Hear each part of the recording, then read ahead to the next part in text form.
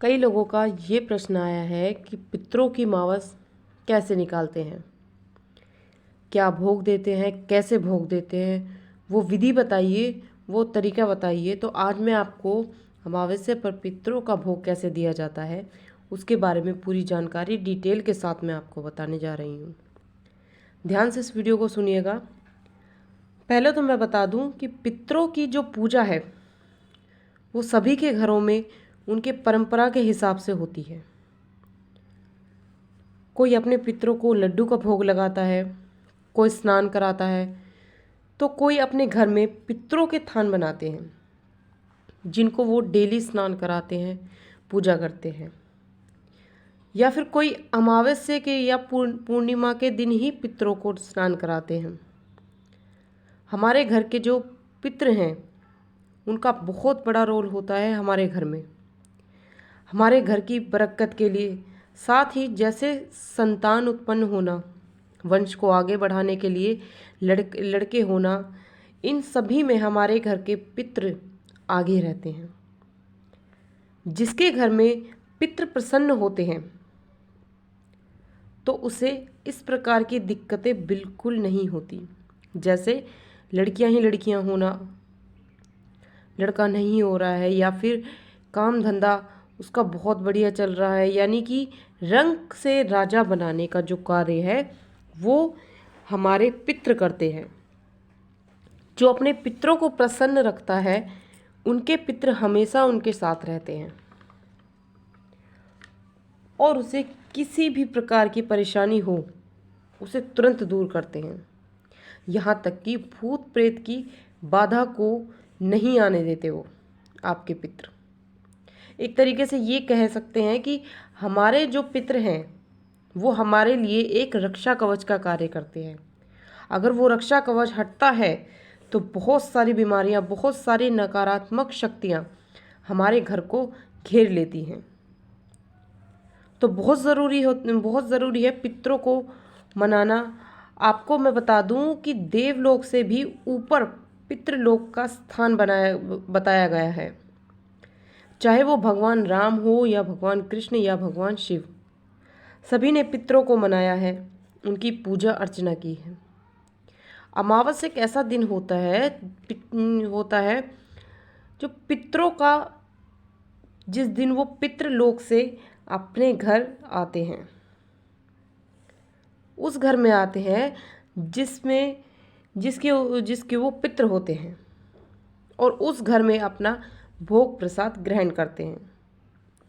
जो व्यक्ति अमावस के दिन जब उनके पितृ आते हैं उनके दरवाजे पर, तो अपने पितरों का अमावस के दिन विधि विधान से उनका सम्मान करता है, उनको आसन देता है, उनको स्नान कराता है, उनकी पूजा अर्चना करता है, उनका भोग प्रसाद देता है, तो पितृ प्रसन्न होकर पितृ लोग जाते हैं और उन्हें खूब सारा आशीष देकर जाते हैं। और उनके घर में वो तमाम प्रकार की बरकत, तमाम प्रकार की खुशियां वो देकर जाते हैं। और जो लोग पितृ का पूजन नहीं करते और पितृ भूखे चले जाते हैं और उनकी आत्मा जो है वो श्राप देकर जाती है उनको, तो इसलिए पितरों को मनाना बहुत ज़रूरी होता है। तो जिसके घर में पितरों का स्थान है, कई चौकियों पे, कई भक्तों के पास आपने सुना होगा कि आपके पितृ स्थान मांग रहे हैं, क्योंकि वो भटकते रहते हैं। अगर उस परिवार के लोग पितरों का स्थान दे देते हैं तो वो पितृ प्रसन्न होकर खुशियों का भंडार उनके घर में भर देते हैं। सबसे पहले मैं आपको बता दूं कि जहाँ आपने पितरों का स्थान बना रखा है उस जगह को आप साफ साफ रखें, स्वच्छ रखें। उनका जो मुख है वो गंगा की तरफ होना चाहिए, पूर्व दिशा में उनका जो मुख है वो होना चाहिए। अमावस के दिन उठिए, नहा धोकर साफ सुथरे कपड़े पहनिए, या हो सके तो सफ़ेद वस्त्र धारण कीजिए। गंगा जल है तो बहुत अच्छी बात है, या गंगा जल नहीं है तो फिर साफ स्वच्छ जल लीजिए और उसमें कच्चा दूध थोड़ा सा डालिए, एक बताशा डालिए, या फिर आप बताशे की जगह चीनी या मिश्री भी डाल सकते हैं, और फिर उन्हें स्नान कराएं। जब आप उन्हें स्नान कराएंगे तो जो आपके उत्पित्र हैं उनका नाम आप ज़रूर लें। स्नान कराने के बाद देसी घी का दीपक आप ज़रूर जलाएं, धूपबत्ती जलाएं, और उसके बाद उन्हें खीर पूड़ी या फिर कई लोग चंदिया भी निकालते हैं। जैसे कि हमारे घर में जब भी अमावस काटी जाती है तो चंदिया निकाली जाती है, मतलब खीर बना के और 2 छोटी छोटी रोटियां बनाई जाती हैं, उनका वो भोग लगा के फिर वो गाय को खिलाई जाती हैं। कई लोग हलवा पूड़ी का भी भोग लगाते हैं। अमावस के दिन जैसा भोग आप लगाते हैं वैसा ही भोग आपको हर मावस पर लगाना है। उस भोग में से एक पूड़ी जो है वो कुत्ते को खिला देनी चाहिए और बाकी अपने घर में बांट देनी चाहिए।